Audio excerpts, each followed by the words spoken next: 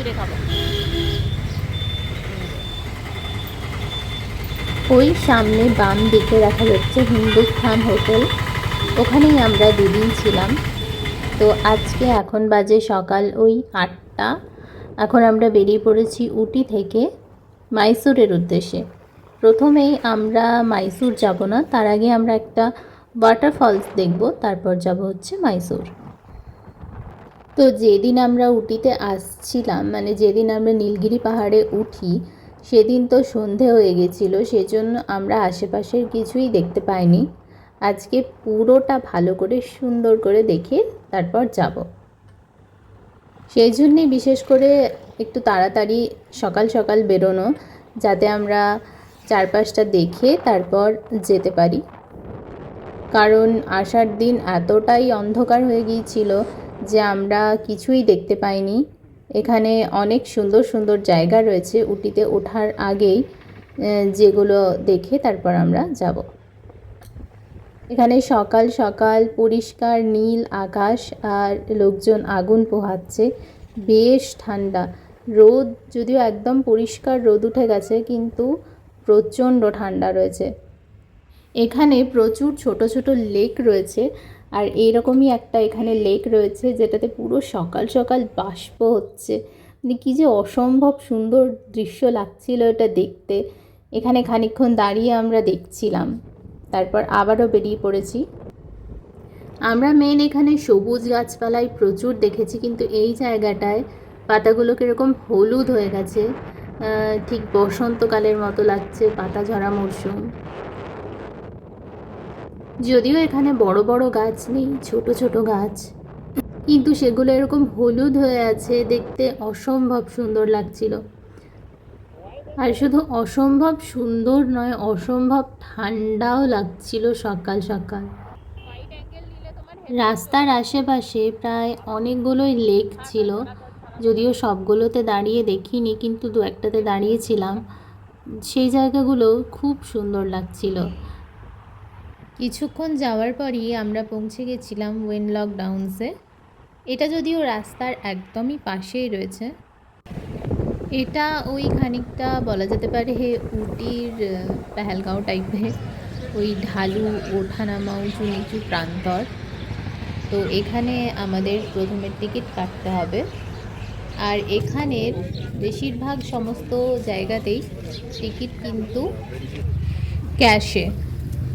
এখানে প্রায় অনলাইন হয় না বললেই চলে, মানে এই যে যে জায়গাগুলোতে টিকিট কাটতে হয় সেই সমস্ত জায়গায় দোকানে টোকানে ঠিক আছে, কিন্তু এই টিকিট কাটার সমস্ত জায়গাতেই কিন্তু অনলাইন হয় না, সমস্তই ক্যাশ। এটা কি উটির পেহেলগাঁও? কেমন লাগছে জিগু?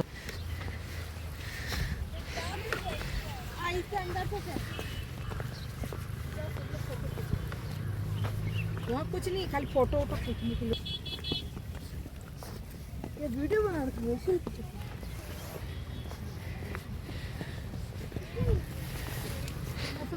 দাঁড়া দাঁড়া, ভালো লাগছে, কিন্তু এত ব্যাগ নিয়ে ওঠাটা একটু মুশকিল।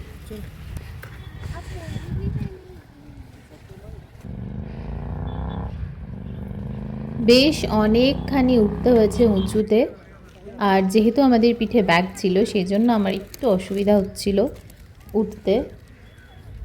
কিন্তু ওপরে ওঠার পর এত সুন্দর দৃশ্য দেখে, এত অপূর্ব সুন্দর চারপাশটা দেখে ওই ওঠার কষ্টটা যেন ভুলেই গেছি। তখন আর কিছু মনে হচ্ছিল না যে হ্যাঁ উঠতে কষ্ট হচ্ছিল, কারণ এটা বেশ খাড়া, জায়গাটা বেশ উঁচু।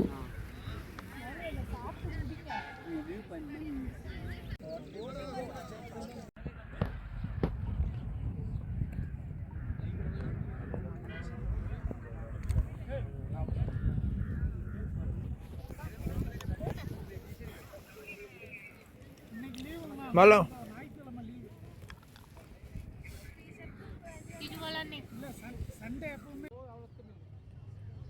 এখানে কিছুক্ষণ থেকে একটুখানি বসেছিলাম, ভালো লাগছিল, আর ভিডিও করে ছবি টবি তুলে তারপর ওখান থেকে নেমে এসেছিলাম।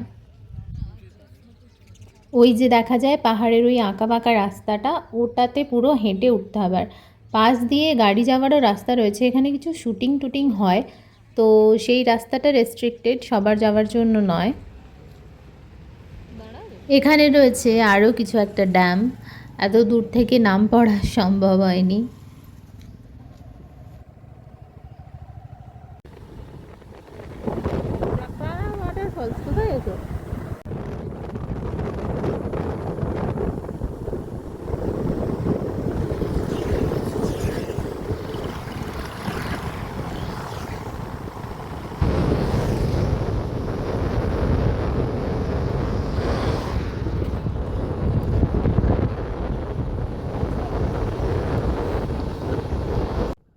রাস্তার ধারে সারি সারি চা বাগান।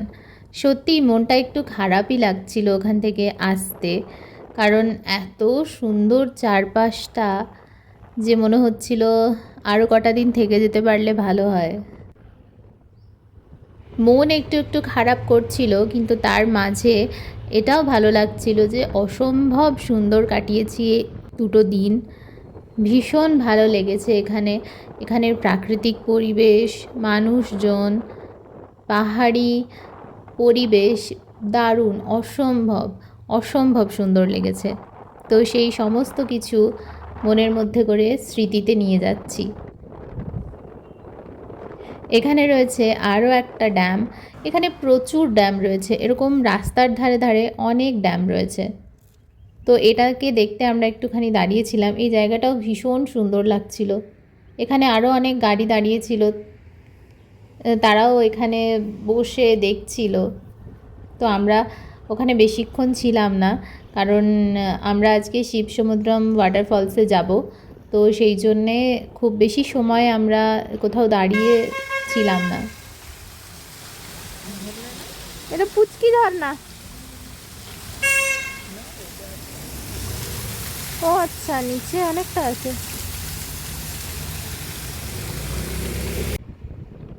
আর সামনের এই দুটো পাহাড়কে দেখো, ঠিক যেন মনে হচ্ছে দানবের মতো দাঁড়িয়ে আছে সামনে। ঢুকে পড়েছি পাইন ফরেস্টে। লম্বা লম্বা সারি দিয়ে প্রচুর উঁচু উঁচু, আর আমার মনে হয় এগুলো খুব পুরনো। একবারে কিছু কিছু গাছ একদম কালো হয়ে গেছে, গুঁড়িগুলো হয়তো রোদ পড়েনি ঠিকঠাক। তো এই জায়গাটা অসম্ভব সুন্দর লাগছিল, আর অসম্ভব ঠান্ডাও লাগছিল এই জায়গাটাতে। তো দুধারে সারি দিয়ে পাইন গাছ, আর মাঝে চলেছি আমরা। অনেকে এখানে দাঁড়িয়ে ছবি তুলছিল, কিন্তু আমরা আর এখানে দাঁড়াইনি, দেখতে দেখতেই যাচ্ছিলাম। অনেকটা জায়গা জুড়ে এটা রয়েছে, অনেকটা। তবে এখানে রাস্তাটা একটু খারাপ ছিল, যদিও উটিতে ওঠার বাকি পাহাড়ি রাস্তা কিন্তু যথেষ্ট সুন্দর, যথেষ্ট ভালো ছিল, কিন্তু ওই পাইন ফরেস্টের মধ্যে একটুখানি রাস্তা খারাপ ছিল। নেমে গেছি আমরা পাহাড় থেকে, আর বেজেও গেছে প্রায় 9:30, 9:45 মতো। তো চলে এসেছি আমরা ব্রেকফাস্ট করতে। ঝটপট ব্রেকফাস্ট সেরে নিই, এরপর আমরা আবারও আগের দিনের মতো ক্রস করব মধুমালাই আর বন্দিপুরের বন। তো আমরা এখানে ঢুকছি এখন মধুমালাইয়ের বনে, আর সত্যিই আমরা ভাবিনি যে আমাদের জন্য এত সারপ্রাইজ অপেক্ষা করছিল। এই যে এখানে রয়েছে একটা মা হাতি এবং একটা ছোট পুচকি বাচ্চা হাতি।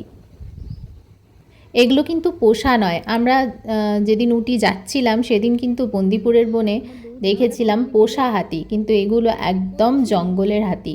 আর এই ন্যাশনাল ফরেস্টে এসে জঙ্গলের হাতির দেখা পাওয়া, এ তো একটা অসম্ভব ভাগ্যের ব্যাপার। তবে জানতাম না যে আমাদের জন্য আরও এত সারপ্রাইজ অপেক্ষা করছে, যে আমরা অনেক হাতি দেখেছি আজকে।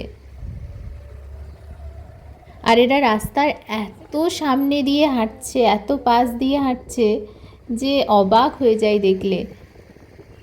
যদিও এখানে গাড়ি দাঁড়ানোর পারমিশন নেই, ওই যখন আমরা দেখতে পাচ্ছিলাম তখন আস্তে করে কিছু ভিডিও আর ছবি নিচ্ছিলাম। সত্যি সকাল সকাল মনটা একেবারে খুশি হয়ে গেল। আর এই যে এখানে দেখা পেয়েছি একটা দাঁতাল হাতির সঙ্গে, একেবারে জঙ্গলের দাঁতাল হাতি, তাও এত এত সামনে দিয়ে যাচ্ছিল রাস্তার, কিন্তু সত্যি এত শান্ত, উম, দেখেই মনে হচ্ছে নিজের মতো চলছে, কোনো দিকে তাকায়নি। এ এক অদ্ভুত অভিজ্ঞতা, মানে ওই ফেরার দিন মধুমালাইয়ের বোন একদম খুশি করে দিয়েছে।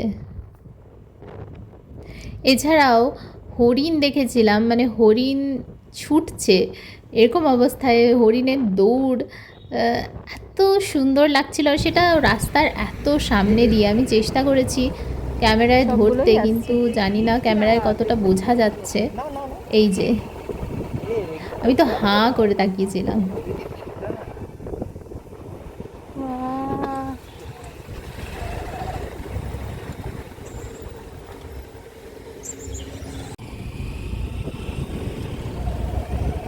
এগুলোর সিং নেই। ও এই যে আরও একটা হাতি, সে নিজের মাথা ঘষছিল গাছে।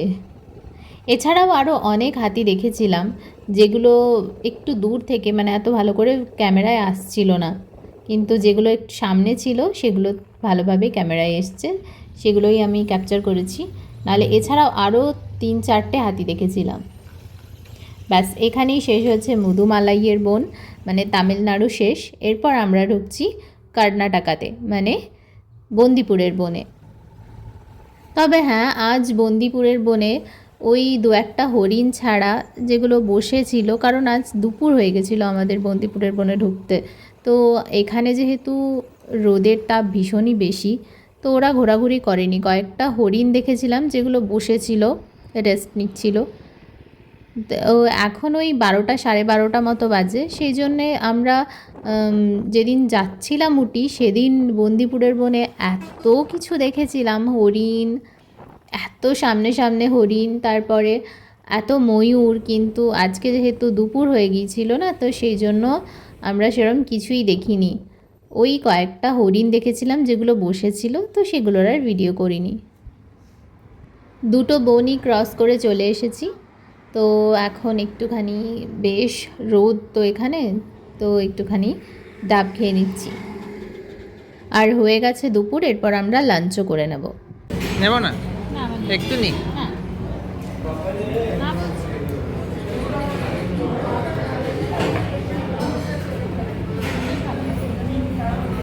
লাঞ্চ সেরে ধরেছি আমরা শিবসমুদ্রম জলপ্রপাতে যাওয়ার রাস্তা। ভিডিওটা ভালো লাগলে একটা লাইক, আর প্লিজ চ্যানেলটা সাবস্ক্রাইব করে পাশে থেকো। এখানে হয়েছে সারি সারি এলাকা জুড়ে প্রচুর নারকেল চাষ।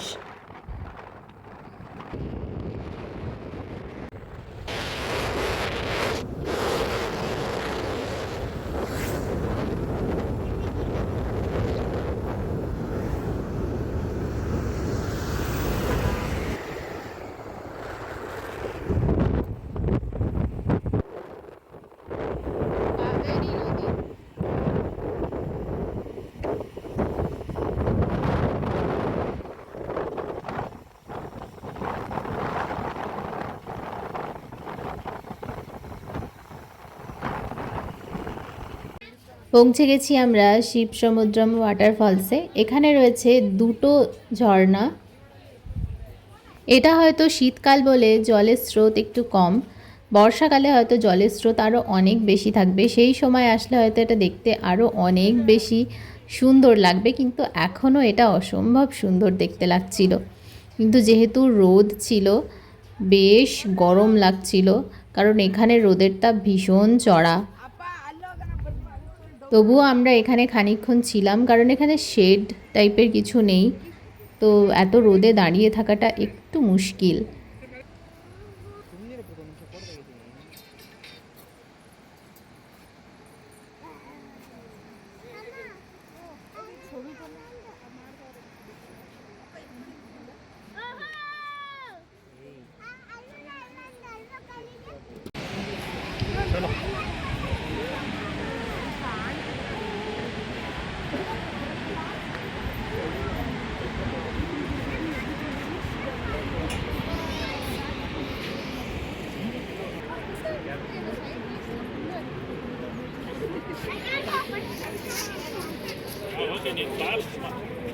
দেখো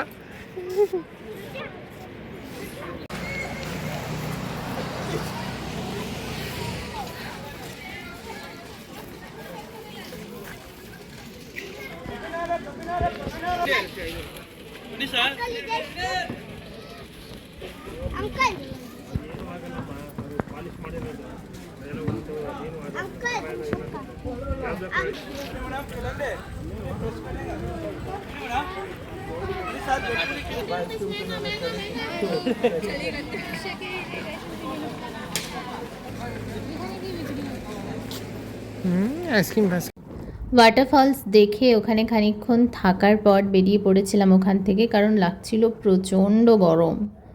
বাইকটা চললে তাও একটু ভালো লাগছিল, হাওয়া লাগছিল, এমনিতে প্রচণ্ড গরম লাগছিল। আর এই যে পড়ন্ত বেলায় সূর্য, কী যে অসাধারণ লাগছে দেখতে। এখন আমাদের গন্তব্য হচ্ছে মাইসুর।